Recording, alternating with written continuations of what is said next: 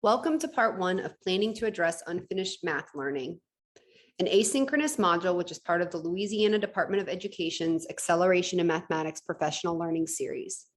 If you have not already done so, please pause the module, grab a pen or pencil and something to jot notes on, and take a moment to download the resources that accompany this session. For this particular module, you may find it beneficial to print the Math Planning Guide, the excerpt from the 5th grade Teacher Companion Documents 2.0, the excerpt from the LSSM 5th grade acceleration guidance, and the 5th grade Eureka Math lesson, Module 3, Topic C, Lesson 9. You may be viewing this module for a variety of reasons, either as an instructional leader to build your own individual knowledge around how to support teachers, as a leader utilizing the module to facilitate a PLC with a small group of teachers to promote reflective practice, or as a teacher or group of teachers who are interested in growing professionally. Whatever your role or setting, the ultimate goal of the modules in this series is to provide you with tools and support as you work to make the vision of LDOE's Accelerate initiative, that all students can achieve high expectations regardless of their background, family income, or zip code, a reality. Before we jump into the content of the session, let's take a moment to establish some community agreements. Look around you. Wherever you are, that is fine. If you are sitting at a school desk, on a lounger at home, or sitting by the pool, that is the joy of these modules. You can come as you are right now in this moment. All that we ask is for this hour or so that you focus on the learning and try to mute your life around you. Learning doesn't end after a 1-hour video. It takes place over time. So take what you learned today and use it at your school. Invite others to a discussion over the materials you see. Go back and watch this module or the others again once you have internalized it, and you'll see something more. Continue the learning since learning is iterative. And finally, embrace the pause. There will be times during this video that you need to reflect on something or try it out before moving on. This is why pause buttons were created. You are welcome to pause and rewatch this recording as many times as you need while you begin your journey of learning with us. So embrace the reflection time. Let's discuss what we will be accomplishing in this module. Through this module's asynchronous learning, you will explore how the Math Planning Guide can support teachers in engaging in collaborative conversations around planning to accelerate students towards on-grade level content in the mathematics classroom. You will also identify practical next steps that will lead to sustainable change and, most importantly, impact student achievement. We want to take a brief moment to calibrate where we all are at in our understanding of acceleration. Here we have the acceleration cycle. While this is a continuous cycle, it does initially start with diagnose. This is the stage in the process where we identify students' unfinished learning of the content that serves as prerequisites for that on-grade level content. Next, we use the information gathered to plan for how to provide just-in-time support to students so that they can all access the on-grade level content. Then we deliver that curriculum-aligned just-in-time support to our students, and we monitor their progress so that we can continue to adjust support as needed.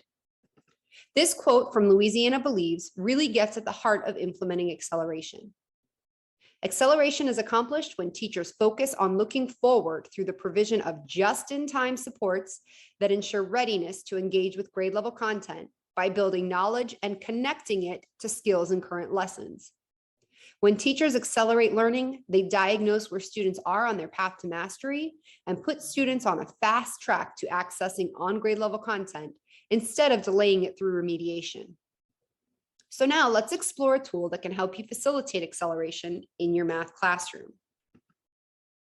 You may or may not have used the LDOE Math Planning Guide before, but whether this is your first time looking at it or your 100th time, I would like you to take a moment to preview it through the lens of acceleration.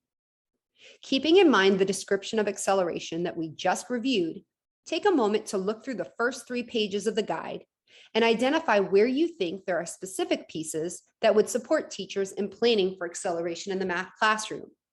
Go ahead and pause now to look through the guide and feel free to highlight or make notes. If you are viewing this in a PLC setting, have a discussion about what you noticed.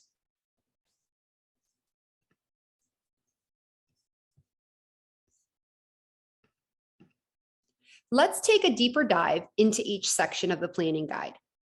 First, we will look at establishing the focus for collaborative planning on page 1. You will notice that this is really where you set the tone for collaborative planning to ensure that we see results. This section should be used at the start of each planning session or PLC, and it should only take about 2 to 3 minutes. Throughout this module, you are going to have the opportunity to observe portions of a 5th grade math PLC/planning session facilitated by a math content leader. Additionally, the team is made up of an experienced 5th grade teacher, a former 6th grade teacher who is new to teaching 5th grade, and the teacher who is providing Accelerate tutoring support. Let's watch a clip of a team as they establish the focus for their collaborative planning session. Let's go ahead and get started. Like I said to you guys, we're getting ready to start module 3, and I tried to identify a standard that would be really valuable for us to have a conversation around today so that we're all ready to move forward and plan our individual lessons, but we want to make sure we're all on the same page. So standard 5 NFA1 is really threaded throughout this module, and it's part of the major cluster. So it makes a lot of sense for us it'll be worth our while to spend our time having this conversation, right? So in addition to wanting to all be on the same page, it's also going to give us that opportunity to have conversations about how we're going to provide that just-in-time support. We're going to be able to have conversations moving forward about how Erica can really make sure that what she's doing in the tutoring sessions is making this 5th grade content accessible to all our students. So it's awesome that you're here with us, Erica, so that we can all be, again, on the same page, making sure that all of our students are accelerating towards that on grade level content. I just want to remind you of our norms that we use during our planning sessions. Everyone in here has expertise. We want to share our talk time, honor your commitments, and I can already tell that you guys, you came with your notes, you came prepared, we're here on time, so you honored that commitment, and that we respect our time here together.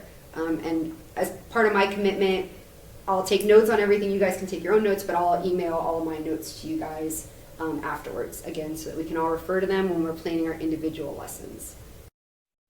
Let's take a moment to check for our look-fors for this portion of the planning guide. I think we can all agree that we did observe the lead establishing conversation expectations, group norms, and desired outcomes. And we did hear that the standard being selected to focus on is relevant and timely. Here are some guiding reflection questions that can help us dig a little deeper into what we observed in the video. Pause this recording now and take some time to consider your responses to these questions. If you are watching with a colleague or team, engage in a conversation around your responses. Go ahead and pause now. Let's debrief on some responses that you might have had or that came up in your discussion. Establishing the focus at the start of the planning session really sets the tone for the team. It allows them to be productive and efficient with their time, and it also allows them to know when they have accomplished their outcomes. For the second question, as far as identifying the standards that will be discussed, we saw that the team did prioritize the standard they would be focusing on. We know time is a very valuable commodity and that teachers never have enough of it. So you want to pick those standards that give you the most bang for your buck. We saw this team focus on a standard that will be hit on heavily in the upcoming unit, and it is also part of a major cluster in the grade level. Finally, I encourage you to feel free to use the norms that are on the planning guide or collaborate to tweak them to best meet the needs of your team. After establishing the focus for the collaborative planning session, teams then engage in a foundational study of the standards. With an identified focus standard, and when all team members come prepared, having previewed the LDOE resources, this discussion generally takes 10 to 15 minutes. We can see here that the process includes analyzing the standard, identifying related standards, describing the component of rigor, and developing statements to describe what students can do to demonstrate their knowledge. Before we watch this planning team in action, let's take a look at some of the resources that are readily available on Louisiana Believes that can really help teachers efficiently engage in this process. All of the resources that we are about to look at can be found by visiting the website at the top of this screen or by searching math planning from the Louisiana Believes home site. This is definitely a website that you may want to bookmark.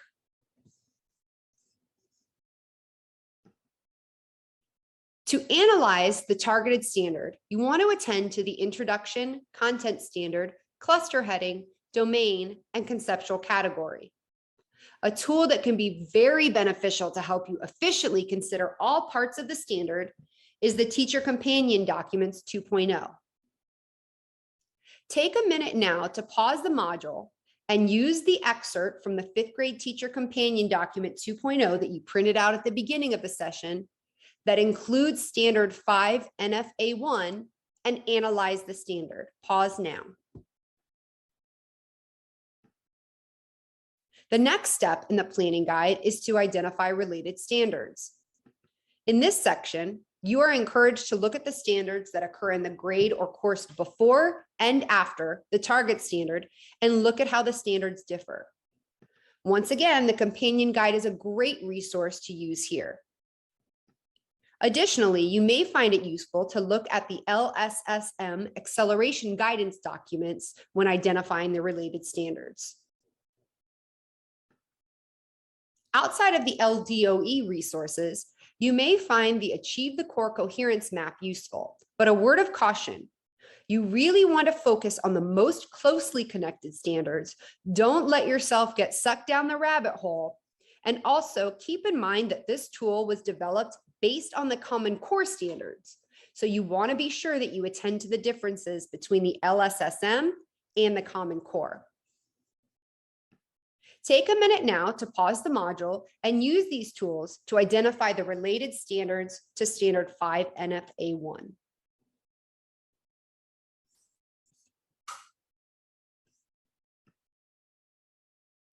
The companion documents can also be useful when identifying the component of rigor connected to the standard and the instructional implications. Pause now to see what the component of rigor is for Standard 5 NFA1 and consider those instructional implications. If you are in a PLC, have a discussion about it.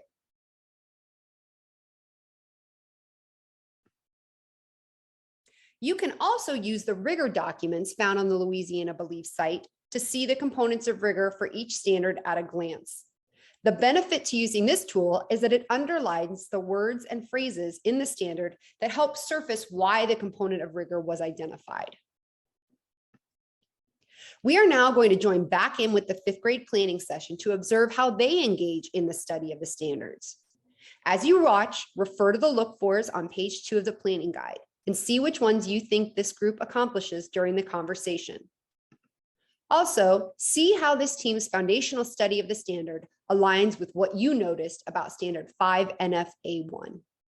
So let's go ahead and just jump right in. And again, I appreciate you guys having looked at everything beforehand so that we can honor our time. Looking at that Standard 5 NFA1 and just honing in on the language in that standard and the information that we have from our resources about that standard. What are really some of the key learnings and specific strategies that we know we'll want to keep in mind moving forward with planning this for this standard?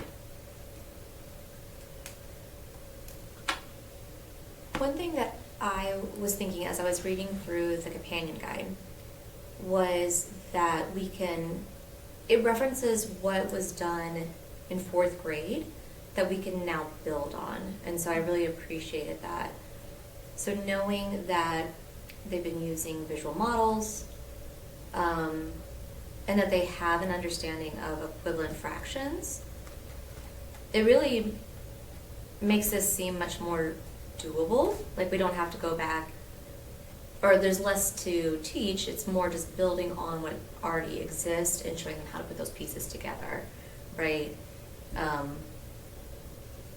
Using their understanding of those equivalent fractions to get a common denominator so that they can add or subtract the way that they also know how to do. So again, combining things they already know. Okay.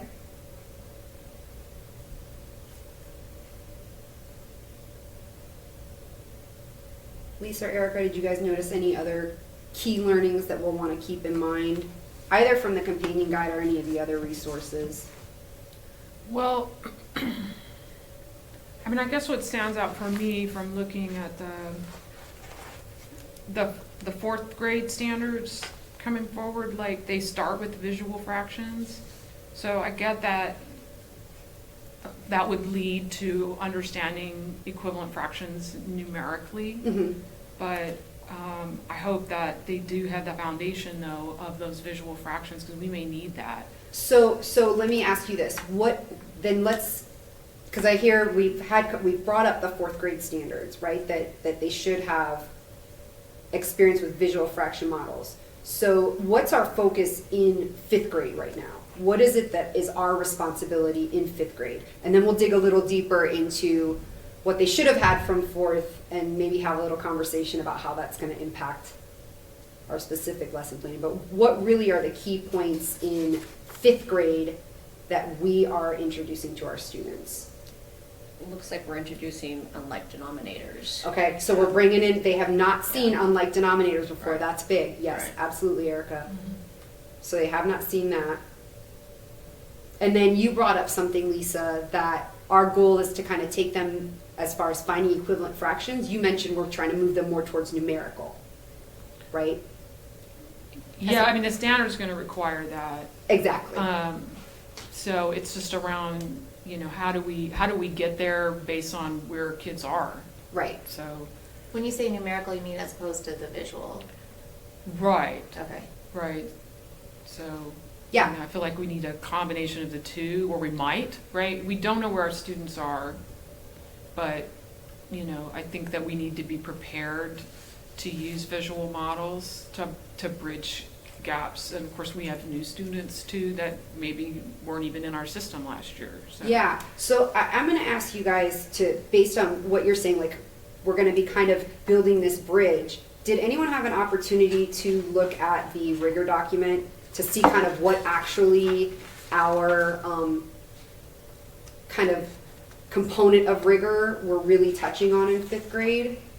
If I read this correctly, this standard is about conceptual understanding and then procedural skill and fluency, so that we can get into the next standard of application as well. Like there's another standard here where we apply these ideas, but this one in particular is conceptual understanding and fluency. Okay, so when we're looking at, in the rigor documents, when we're looking at 5 NFA1, that is both conceptual understanding and procedural skills and fluency. So to your point, what you were saying, Lisa, like we are still using their and building their conceptual understanding with the goal of working towards and building procedural skills and fluency.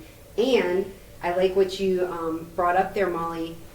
The next standard there, 5 NFA2, when we're going into word problems, what level of rigor is that one? Or component of rigor? Application. So that's where, so we're kind of in fifth grade spanning all of the components of rigor, right? But that's awesome. That means that we do get to include, and it's our responsibility to include those visual models. So Jackie, when I'm Yeah. tutoring the students, where are they coming into in terms of the conceptual understanding and procedural skill and fluency? Yeah, that's a really good question, Erica. I mean, that's kind of what I was getting I at. know, Lisa, Yeah. and I do, so I did have an opportunity to talk to our fourth grade team over the summer. We were doing kind of a discussion about forward planning and what they had identified as maybe some areas for growth for students that for whatever reason they feel like they didn't really go as deep as they should have. And this was, these fourth grade standards were some standards that they felt like they did not go to the depth that they should have. Because like you guys said, and Erica, I know like you've been looking at the fourth grade standards, right? That's so right. like fourth grade, what were we hoping they should have done like in their standards to lead up to this? visual fractions? Yeah, for We've finding been working with them with the visual fractions. Yeah, we're hoping Yeah. they should have built their understanding of equivalence using visual fraction models. So fourth grade last year felt like they really didn't do that to the depth that they should have. They felt pushed for time. We know that they had to spend some time teaching virtually, so they felt like they kind of jumped to doing some algorithms and tricks with the kids. So but we know that's like the nature of it when, we're pushed for time, and it was difficult having to find ways to teach it virtually. So they probably are not coming to us with a really strong conceptual understanding of how to find equivalent fractions. So that's something, yeah. So we'll have to spend some time during tutoring Oh. with the visual, like visual fractions all over again, and like denominators and numerators. Yeah. Okay. Yeah, that's a really good point. And honestly, Erica, I feel like not only is that going to be important during tutoring, but I think that's something that when we come together and we're talking about actual lessons and giving that just-in-time support during our classes, that we're probably going to have to plan for having visual fraction models and building the understanding even during our core math instructions, so that all our students can be accessing the content. Yeah.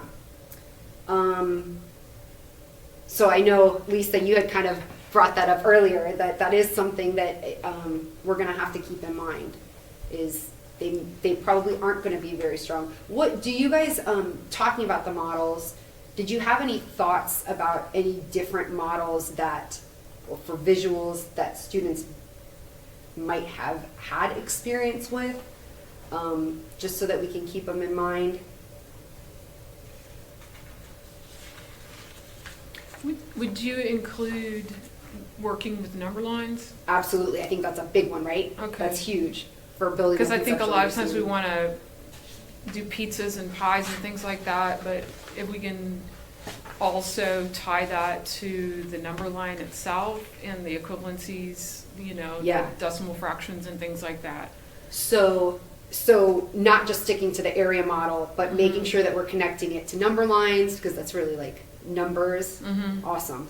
Yeah, I agree with you 100%. And even even a lot of the visuals that we see, it's always the area model, but Well, I wish I'd learned it that way. I'm just like, wait. yeah, I know. I feel that every time we have I discussions. feel like I got ripped off. Yeah. So are you saying that we should move away from the pizzas and incorporate this more? I just think that when we're working on the number line, we're literally, this is a numeracy issue, and if we're not dealing with those numbers versus these visual fractions, we have to get there eventually, right? And it's our job to, this is like a critical grade, so it's our job to move us, right? So there's a place, of course, for area models and things like that, but we also want it to be sure that it's tied to the number line, because that's going to happen in the subsequent grades, right? So in sixth grade, we're doing all kinds of stuff on the number line.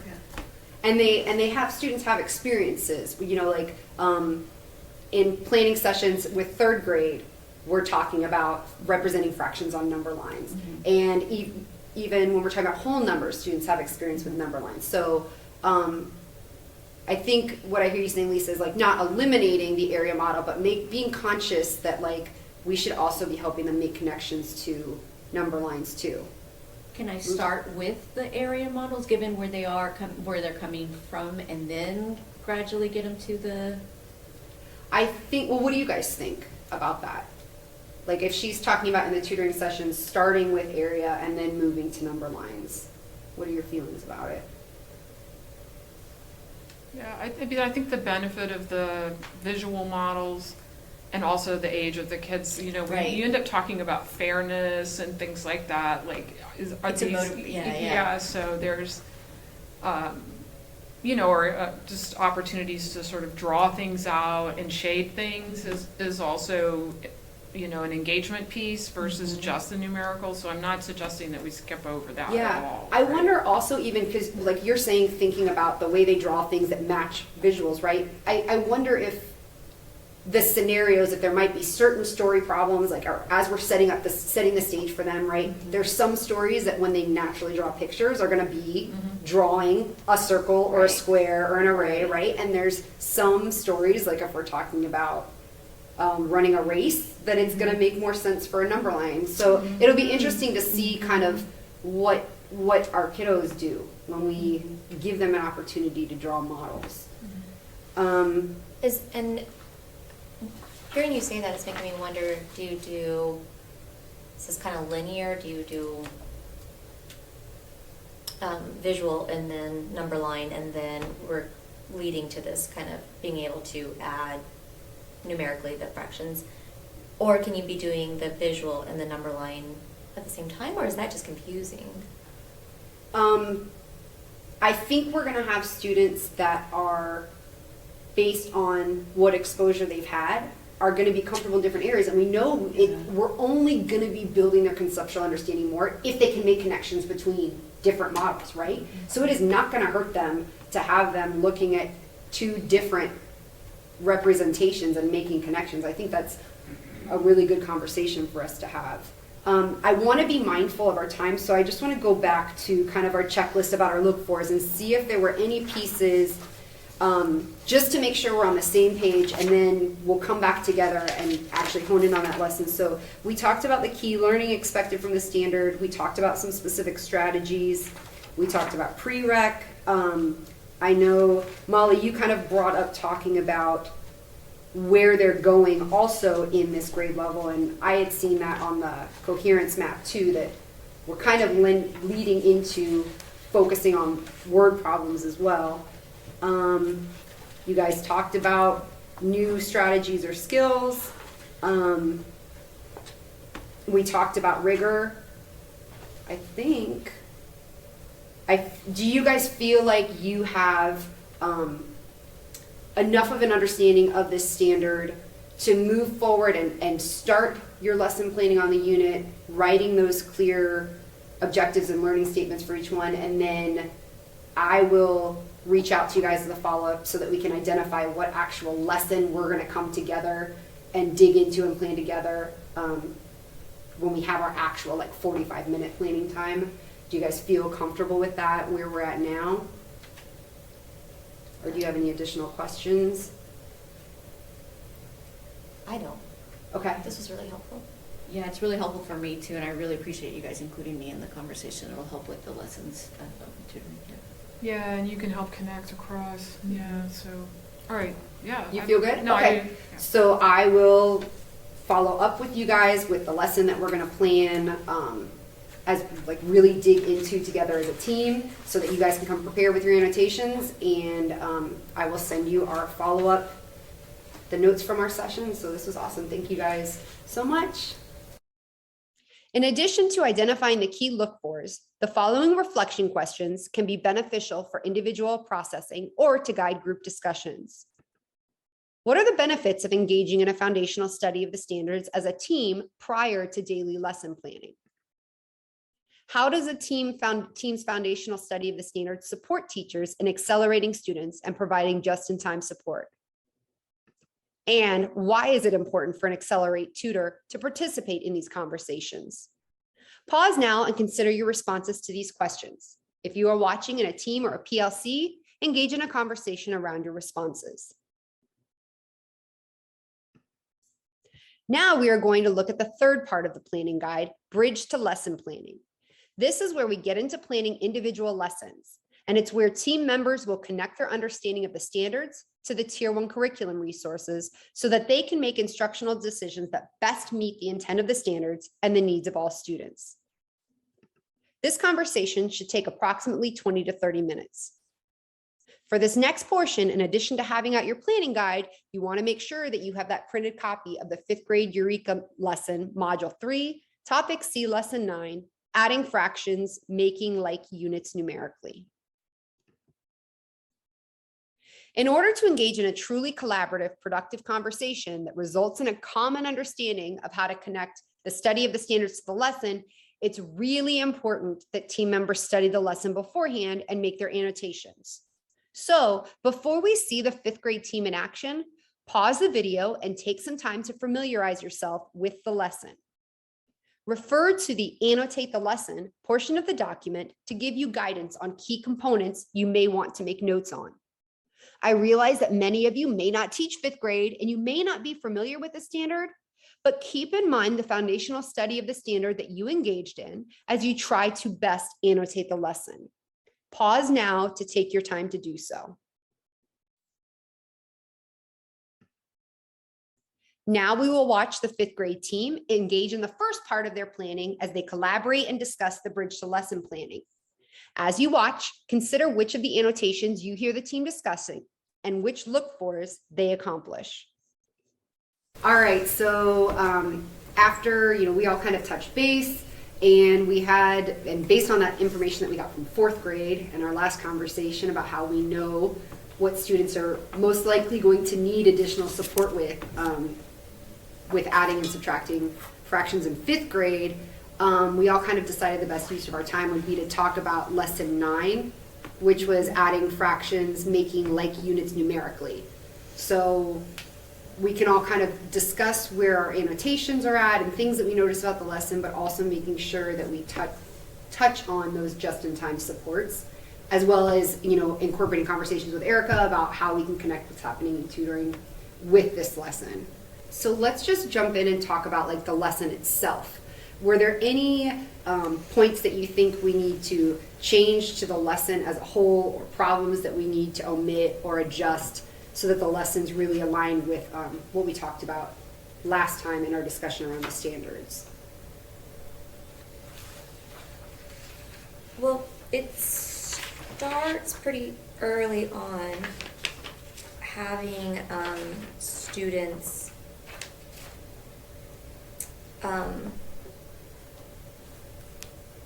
and this problem, the application problem here, and having students have to add things with different denominators, right? Or combine. And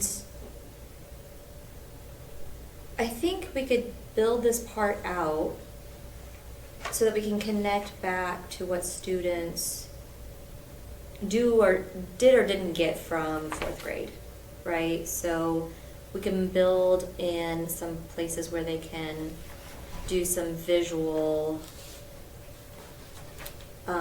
representations of the fractions and the equivalent fractions.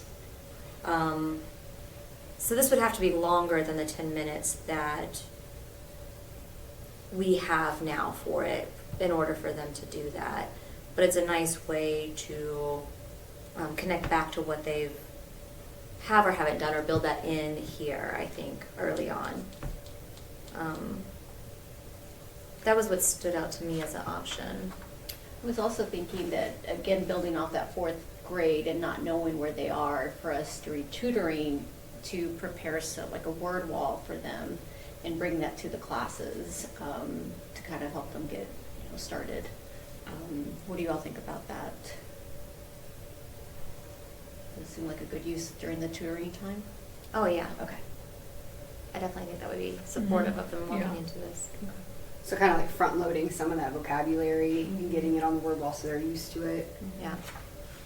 And then so, Molly, your suggestion is maybe it's probably going to take more than 10 minutes here to get them actually, if we really want them to be drawing models in this part. Yeah, Okay. I think so, which would mean that everything would need to shift a little bit. Okay. I put that I think we could then get through problem 3 on page 147 in day 1, and then kind of that would maybe be where we would break into a second day and have to shift some other things around as well, making some things homework.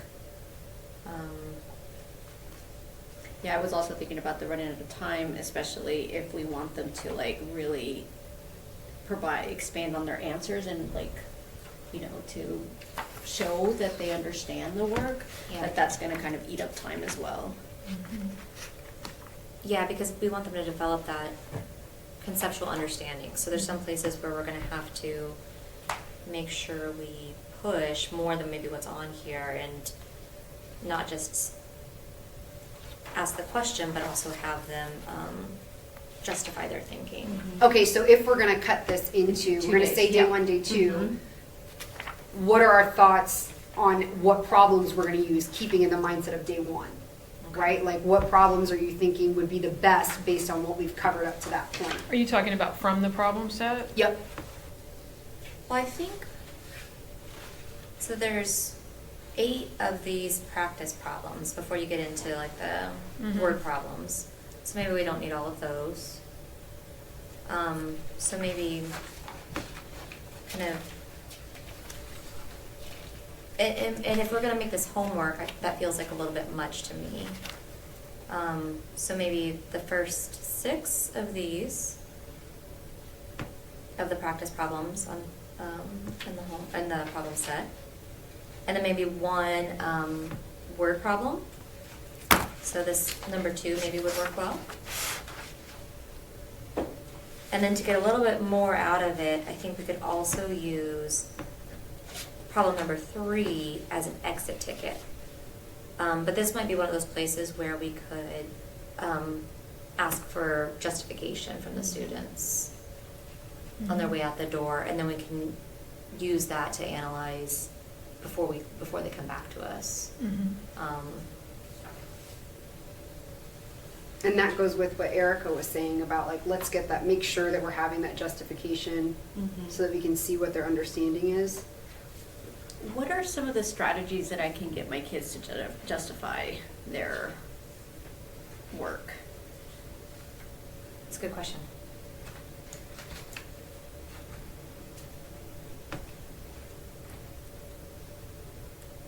Is it possible, I mean, one idea that I had, but I want to run it by you all, is it possibly using different models? So if they've used one model to have the, use another one as to explain it? Well, It shows. that's an interesting point. I think I would have said if they use one model and they can explain with that one why they got the answer they did, that might be sufficient. It's even nicer if they can use multiple ways of showing you. I think it's maybe just going beyond just seeing the answer. So any kind of explanation or model that demonstrates the why of they got what they did helps you see their thinking. Lisa, did you have thoughts about that? Well, I also wonder, like, do we want to nudge them in that direction, or do we want to see kind of what we get? Like, maybe some students might be comfortable with a numerical approach, or kind of breaking a fraction into unit fractions or something like that, for their own sense making. So I'm not to say that those are not models also, but I'm just wondering if we would anticipate that some students might have a numerical approach as well, which would, if we had the opportunity to kind of share out, then we can make connections between those numerical representations and these other kinds of ways that students might approach it. So are you, I was just going to ask if they go directly to the numerical representation and don't use a model at all, and then you say, explain it to me, or convince me, or, justify your reasoning, then what would the justification you would expect to see? Or would it be like an explanation, like a verbal explanation? Like if they did not use a visual model? Well, I would just go with whatever kind of work products they have there, if it's a numerical approach. But then again, I like your notion of, can you convince me that that's true? So using the numerical representation. Okay. and you said something, Lisa, that I think a couple of you guys have brought it up, like as far as sharing the student strategies. So, like, do you think that from this problem that'd be something that we'd want to do, is like actually be looking for those strategies so that it could be highlighted? Or Yeah, when I was originally thinking about how to build out this first problem and why it would possibly take longer, the application problem. I was thinking this would be a nice place to do a think, pair, share. Give them some time to think alone, give them some to work together. And when they're working together, we could walk around and hear the different ideas that came up and prep some students to be ready to share, especially if we see different approaches, so that when we come together and do the whole group, you could have those different approaches being demonstrated. And So that's something we definitely want to kind of like underscore in this, yeah, the draw make sure, right. might look different across them. Yeah, because I think with this age group, that's probably where they feel comfortable, the visuals. Yeah, I mean, I think that's, it seems like what we're doing here, right, is trying to transition from that visual. Yeah, but, you know, again, we know that the fourth grade teachers, you know, told us that, you know, these were challenges to use these visuals, so we could anticipate maybe that this would be a big chunk of our time on this particular lesson. So then, you guys have already said kind of this part is you see a think, pair, share here in this application. I've heard you saying we're gonna be looking for some different strategies. We want to push them to justify their thinking. Hopefully highlight some of those strategies. So it sounds like this part is gonna be like independent group/partner and whole classwork. In addition to the key look-fors, these reflection questions can be beneficial for individual processing or to guide your group discussions. Consider, what was the role of the facilitator? How do the established norms support this team in engaging in collaborative conversations? And how will this conversation help these teachers accelerate students towards on-grade level content? Pause now and consider your responses to these questions. And if you're watching in a team or PLC, debrief on your thoughts. In the next portion of the discussion, as we watch the fifth grade team, consider the overall tone of the conversation as you also identify which of the look-fors you observe. Well, I wonder if before we talk about hotspots, we should just make sure we're on the same page. So we've kind of talked about this lesson as a whole. Let's just make sure like we're on the same page with what our expectations are. Like, what are the lesson level expectations of this? By the end of this lesson on day one, because now we've chunked it, right? We decided we're only going to accomplish a certain amount of this on day one. So what do we think our like lesson level performance expectations for day one will be, so that when we come back together, we can have a discussion about whether we accomplished it or not?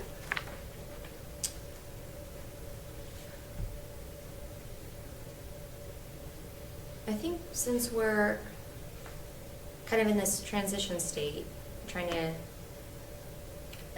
develop conceptual understanding, we want to see that, right? Or we want them to know why they need like units. Yeah, we're really introducing the not like units and working through that by the end of the day, it seems like to me. Because we've introduced that with the concept problem.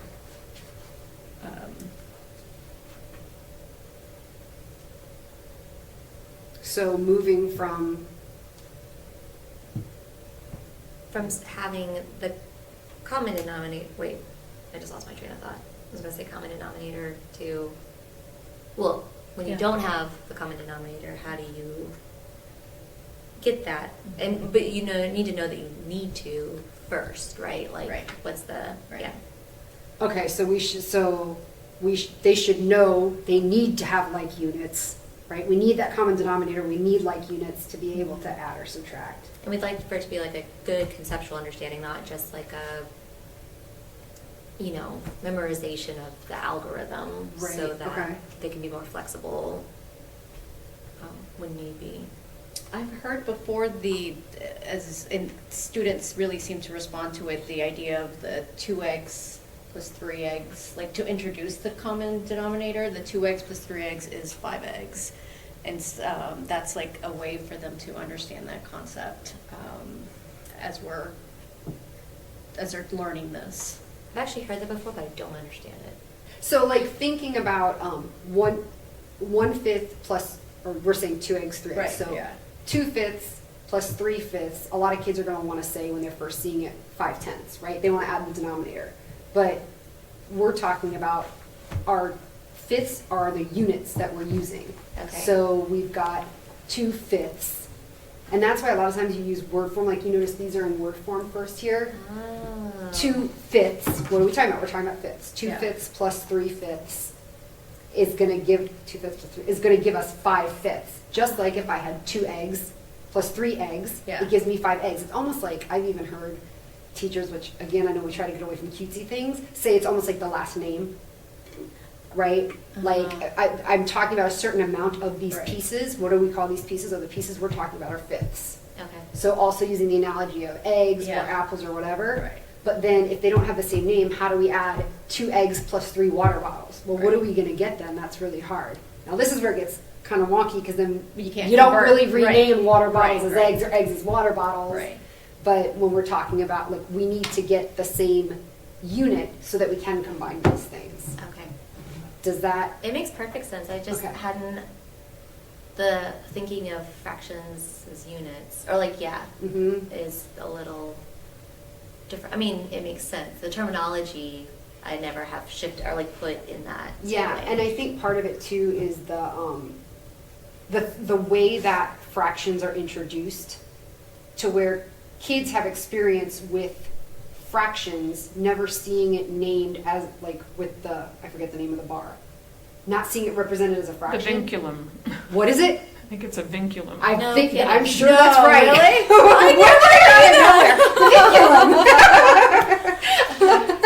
Or maybe that's the division sign. I mean, but well, but anyway. it means to Like, be I right, feel like I should know that. It Or sounds should have like a heard it at body some part. point.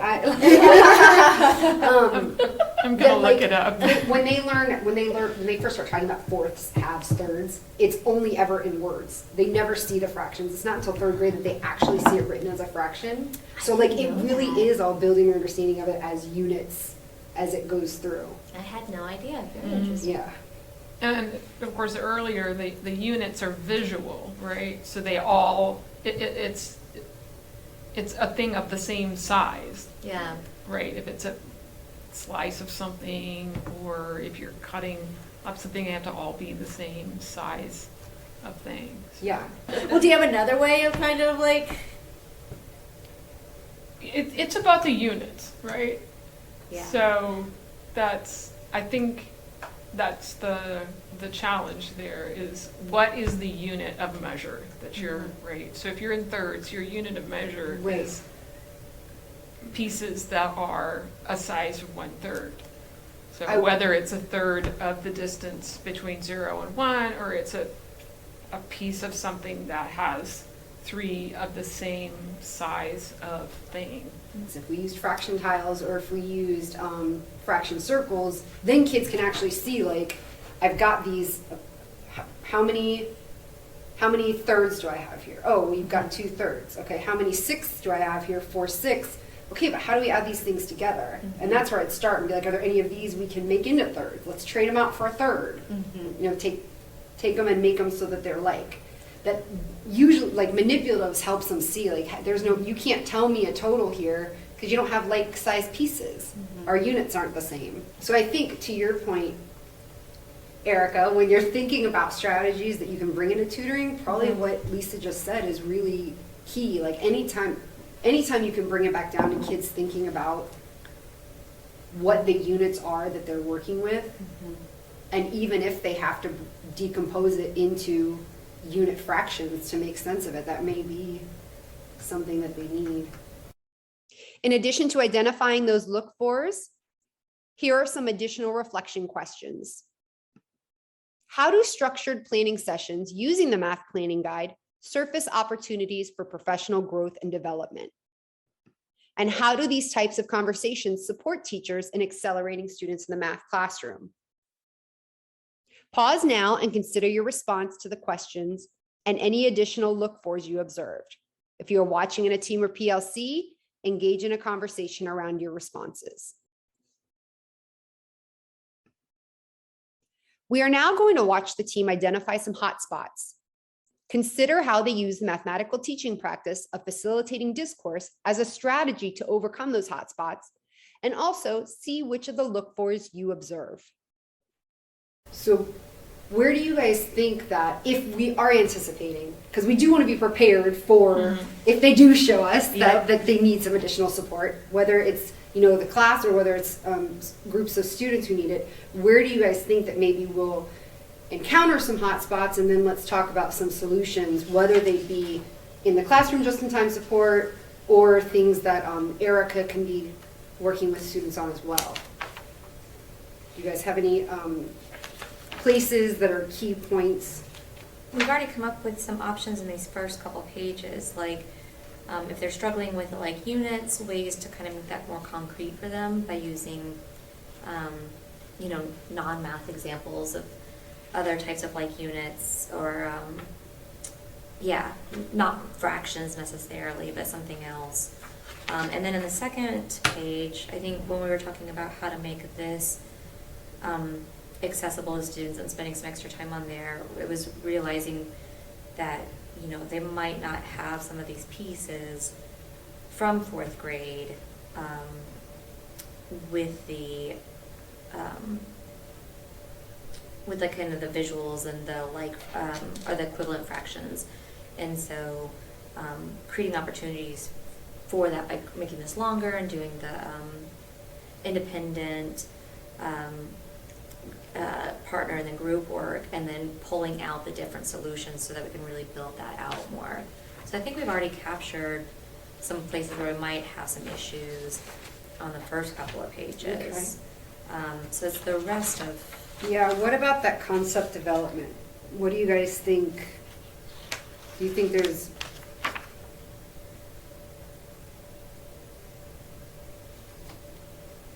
any other spots you think would be hot spots? I do think we have some pretty friendly denominators here. Like in the application, there's a couple of them that use sevens, which are a little bit more challenging. But these are pretty friendly numbers here. That's a really good thing for us to keep in mind, though, Lisa, is because remember when we met before, we talked about how they won't have, this is the year, the first time they're going to see sevens. They haven't seen sevens before, so that's something for us to keep in mind, too. Now, I'm reflecting on the video. In addition to considering how the group used discourse to overcome the hot spots, pause and reflect individually or as a group on how this type of conversation helps teachers provide just-in-time support to students.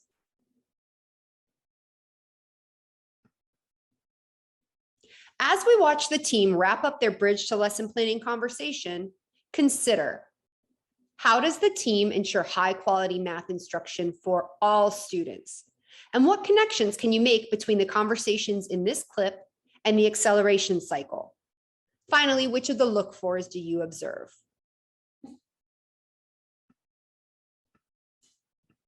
It's fair to say that for the concept development part, this is where we would pull out the multiple strategies so that they can understand how we get to the common denominators. Yeah, so with this, really they're solving it based on their prior knowledge, whatever they get here, right? The application part. That gives us an opportunity to see where they're at. And now we're trying to help them through a class discussion, but also turn-in talks, helping them to understand how the equations really match with those models that they've been doing. Gotcha. And getting them to reflect on why they need that common denominator, so that it's they figured it out in an application and process, but getting them to kind of think about generally why is that important, or why is that always the case? And this is something that during tutoring I can have with the students, we can do the anchor charts that has all of this, and then they could take it, like, then I can give it to you all, and so you could reference it during the class. Yeah, I think going back to remembering that experience and the Right, why and the the, right. yeah, Yeah.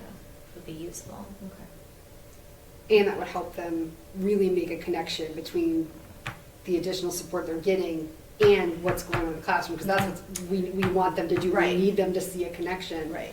So we've talked about how we need to be kind of figuring out where our students are at. We've got to be gathering information for that just-in-time support. I just want to make sure we're on the same page with where do we know we're constantly kind of formatively assessing our students, but where do you see some key points or places that we really want to be conscious of formatively assessing students within this lesson? I think if we do choose to do an exit ticket, like we mentioned, that would be a good place. I mean, that's later in the lesson, but would be a nice formative assessment between days. So using that third question from the problem set, and then adding in the asking them for a justification will give us some good information about their thinking. So that's number 3. So we're going to use that as our exit ticket. We're going to have them prove their thinking. That'll be at the end of the lesson. Are there and since that's at the end of the lesson, that would probably be a good one for us to use. We'll come back together and talk about that and figure out where we're going to go with day 2.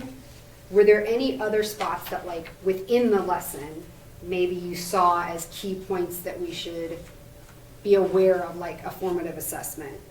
Because it's going to give us some information, maybe about what we talked about that were hot spots. You just think we should really be aware of? I'd like to see students articulating or whatever, saying like, why can't you just add all these numbers up?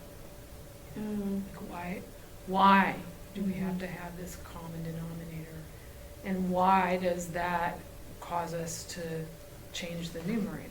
Right? Okay, so Right? we're Like, so just like really like, why can't we just add, seems like we've been adding numbers a long time, right? Why can't we add them? Why Yeah. not, right? Why in this case are we, needing to have this common denominator? where do you think it'll surface? Like, where in the lesson do you think are opportunities for us to gather that information? I mean, I think it's conceptual, so I think it's in that conceptual development part of the lesson.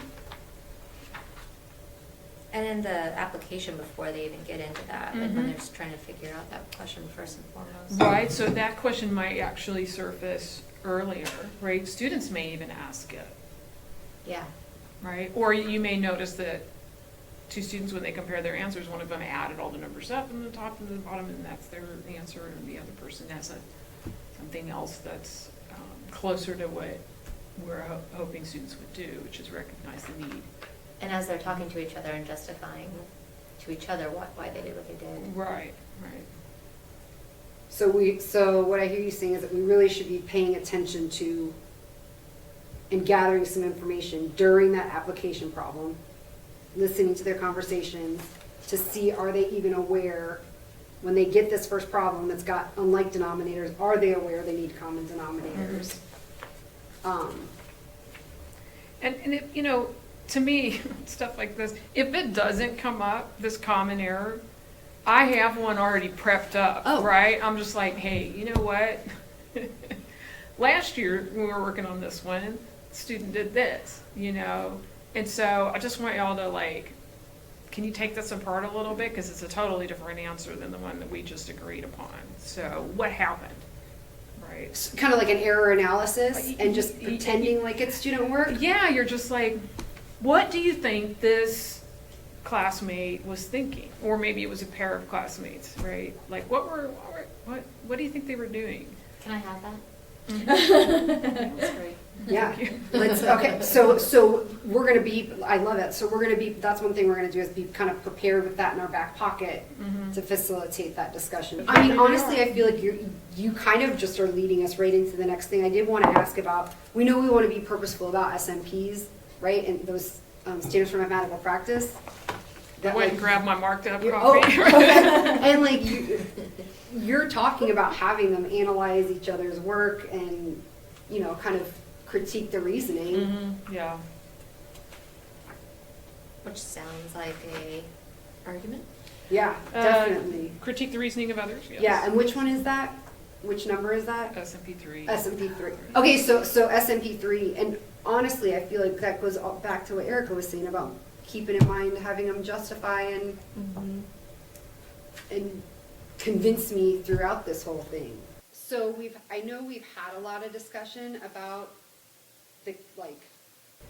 how we're going to be providing some support throughout this lesson, and we've talked about ways that we're going to kind of alter the lesson some, but I just want to make sure that we've kind of touched on how we're going to provide that just-in-time support in the classroom, and also, Erica, that you feel like confident in how this is going to impact what you're going to focus on in the tutoring sessions. So Yeah, there were a couple of ideas that were mentioned that I'm definitely going to try out. One is to try doing a brainstorming session with the students to see what they do know about fractions, the word wall that we talked about, the anchor chart, and then focusing on models and connecting conceptual understanding to more abstract when using suggested problems in the acceleration document, guidance documents.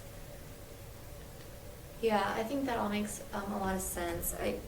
I'm really encouraged by this because I think there's time and space in this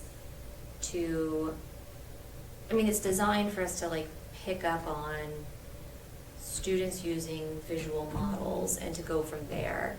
Of course, we do want to get them past that or to the numerical piece, but we're starting with where they supposedly are, but then if they do have some unfinished learning, it's nice that we can build that in pretty easily because of the way this is designed. So I think that's, we have that opportunity here.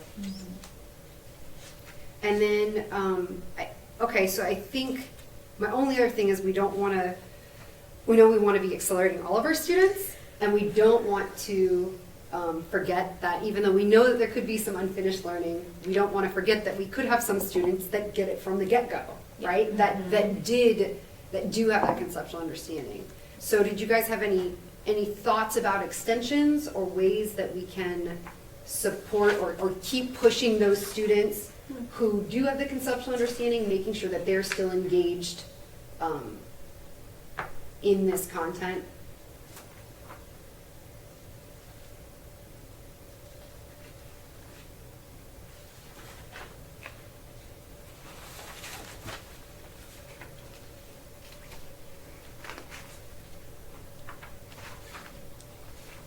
This call out What page? on page 144.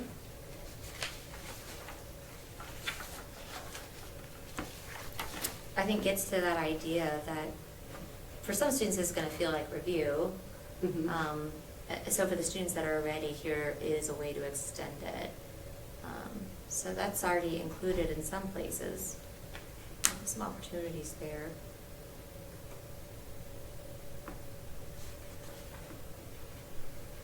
I also think Lisa pointed out earlier, that some denominators are more difficult than other right? Lisa, what were the specific types that you were saying might be? Any non-prime, any prime number beyond 5 or 11, there are a few prime numbers that are not too hard to work with, but you get into 13s, 17s, and that's, you're going to run out of, I call them friendly denominators. Right, they're unfriendly. Yeah. Right? Yeah. Because who wants to work with 13ths, right? Right. But sometimes you need to work in 13ths, right? Yeah. Some of the most powerful mathematics, it depends on primes, right? Yeah. So anyway, but I wonder if there was a challenge, if they could tell us, if we said, Ms. Brown says that, these are denominators like 13 are unfriendly, why would she say that? And see if they could. Yeah, or just throw 2 primes together, Yeah.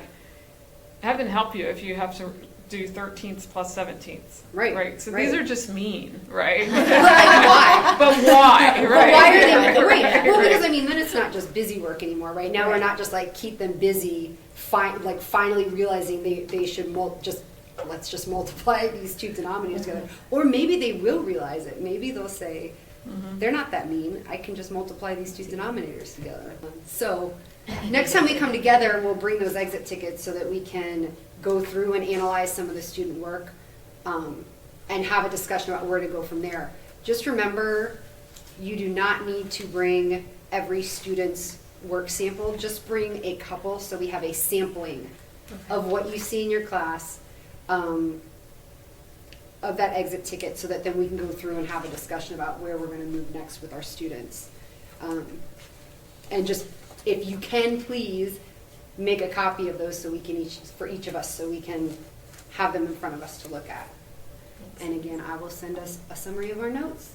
All right, thanks guys. Take some time now to individually reflect or process the following questions as a team. In the clip, how did the team have a discussion around how to ensure high quality math instruction for all students? And what connections can you make between the conversation in the clip and the acceleration cycle? Let's revisit our learning outcomes for this session. At this point, we have explored how the math planning guides can support teachers in engaging in collaborative conversations around planning to accelerate students towards on-grade level content in the mathematics classroom. So now let's get into talking about actionable next steps. At this point, you most likely are feeling a mix of excitement and a little anxiety. That's okay. We know that we all want to do what's best for our students, and research says that acceleration is key. This planning guide is just a tool to support you in making that happen. To first accomplish this, share what you have learned today. It will be a lot easier to move forward if you have colleagues you can collaborate with. Make a plan, and in that plan, be reasonable. It may be that your team does a foundational studies of the standards at the start of a topic or module, really focusing on those major clusters, and then decide as a team on the lessons that you will come together to discuss, similarly to what we saw the 5th grade team do in the videos. Talk as a team and anticipate some barriers you may encounter as you start using this tool, and then discuss how you will respond, overcome those barriers, and adapt. Ask for help. You are not on an island. Reach out to instructional leaders at your site or your parish or district. At the end of this module, we will share additional contact information if you want to learn more.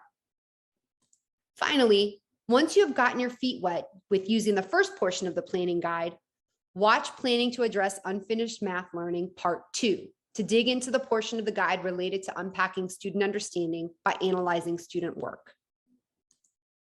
Thank you for taking the time to reflect and for engaging in this asynchronous module. Please feel free to revisit this recording as often as you like and take back the information and resources from the session to your team, in addition to visiting the sites on this slide for additional information regarding LDOE's Accelerate Initiative and for planning resources. Finally, please reach out to stem@la.gov with any questions or comments, or if you want to learn more.